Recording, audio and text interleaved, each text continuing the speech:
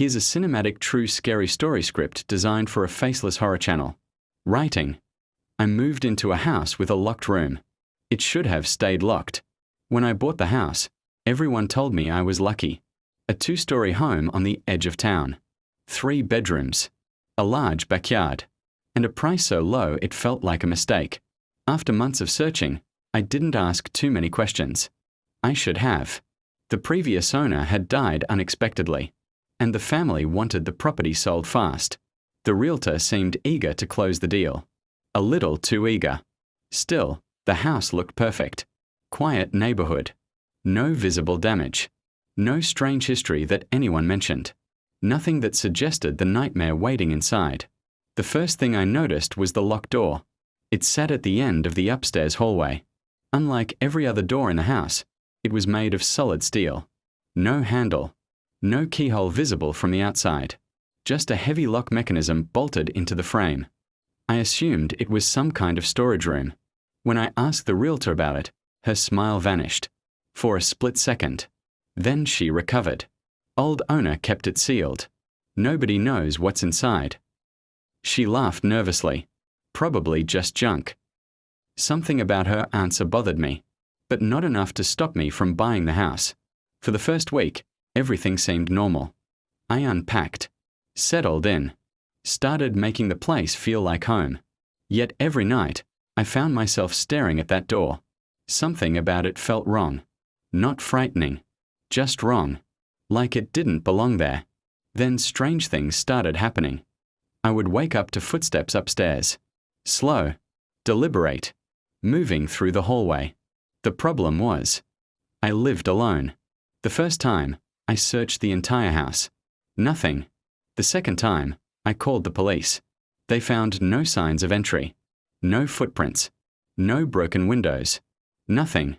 After that, the sounds became more frequent. Always between 2 and 3 in the morning. Always near the locked room. One night, I placed a glass against the steel door. I expected silence. Instead, I heard something. A faint sound. Like someone breathing. My heart nearly stopped. I pulled away immediately. Then I convinced myself it was the pipes. Old houses make strange noises. At least that's what I told myself. The next morning, I searched for the previous owner's family. Most refused to speak. One woman finally agreed. She had been the owner's daughter. When I mentioned the locked room, her expression changed instantly. Fear. Real fear. Did you open it? No. Good. The conversation ended there. She refused to answer further questions. That night, I barely slept. At exactly 2:17 a.m., I woke to a loud bang. It came from upstairs. I grabbed a flashlight and slowly climbed the staircase. The hallway was empty, but the steel door stood slightly open. Only an inch. I froze. I knew for a fact. That night, I barely slept. At exactly 2:17 a.m., I woke to a loud bang. It came from upstairs. I grabbed a flashlight and slowly climbed the staircase.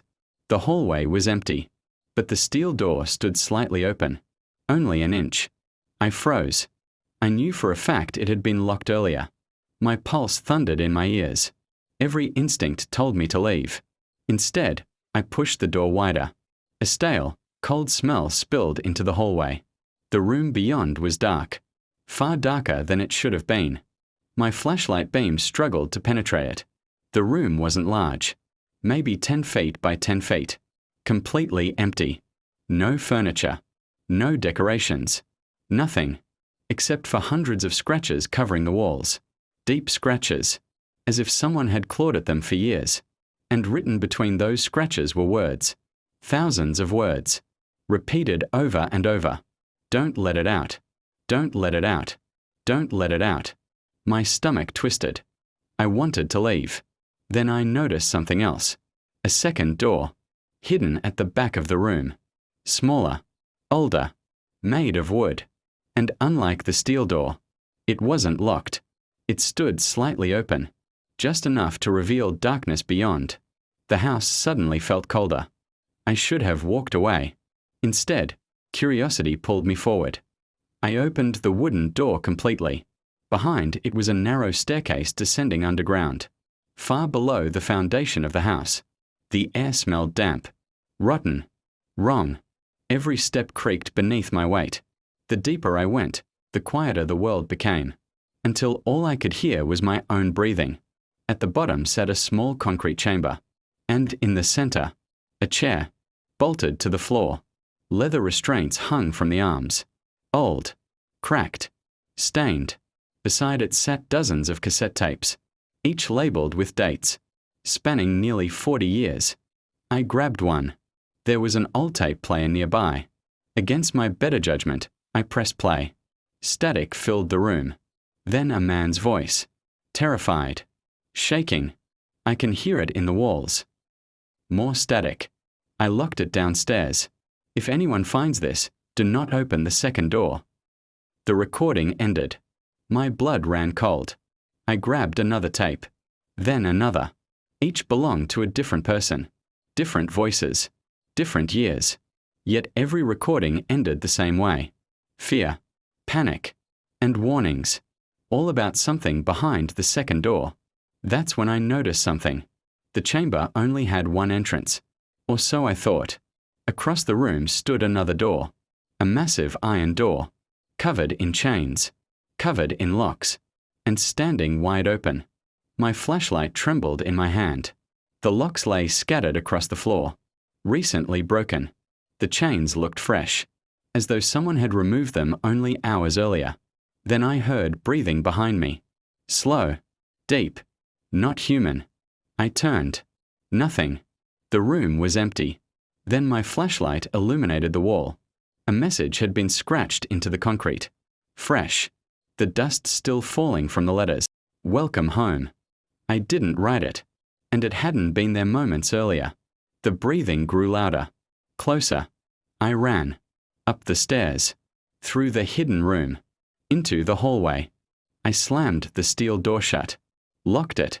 Then shoved furniture against it. For the rest of the night, something pounded on the other side. Not knocking. Pounding. Like it wanted out. At sunrise, the noise stopped. I left immediately. I never returned. A demolition company later bought the property. I followed the news closely. 2 weeks later, workers reported hearing sounds beneath the foundation. 3 days after that, the project was abandoned. No explanation was ever given. Today, the house still stands empty. No owner. No tenants. No buyers. Just a forgotten building at the end of a quiet road. Sometimes, when I can't sleep, I search satellite images online. The house is always there, waiting. And every few months, a new scratch appears on the upstairs window. A single message, visible even from above. Come back.